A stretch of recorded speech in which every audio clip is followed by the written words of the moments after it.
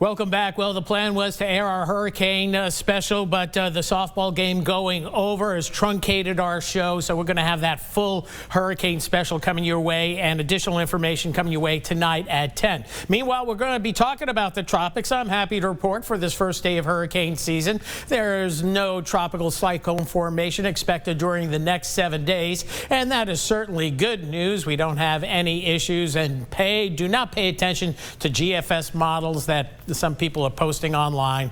They are just fairy tales. So as we look ahead to the season, though, according to Colorado State NOAA's forecast, it's expected to be above normal this season. And the primary factors: warmer than normal Gulf and Caribbean temperatures. The temperatures across the main development region in the Atlantic, though, are not as hot as last year, closer to normal. So that's a kind of a wash there. Neutral El Nino conditions, light trade winds across the Caribbean. That means higher activity and perhaps higher activity in the West African monsoon, those seedlings that come off the African coast that really get going as we head toward the mid and latter part of August. This was last year. There were 8 tropical systems in the Gulf of Mexico, 7 landfalling. Sarah fell apart. 5 were hurricanes and 2 major hurricanes. Those major hurricanes were Helene and then also Milton that both hit Florida, and again Helene doing all the big rain damage up across the southern portions of the Appalachians. And again, this is the actual plot of the storm. It was a smoother plot of Francine.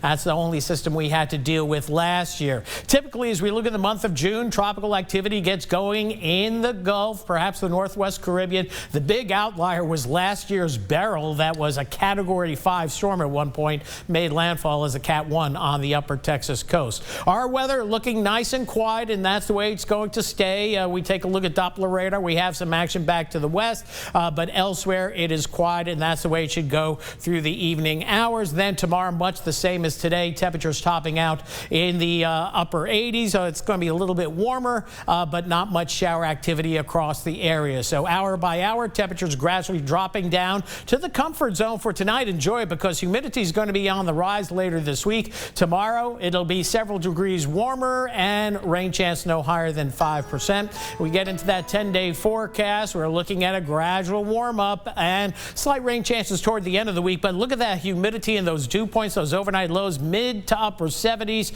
So feeling more like summer toward the end of the week, and for the first full weekend of meteorological summer next weekend. That's it for weather for now. We're going to have more coming up later in the show.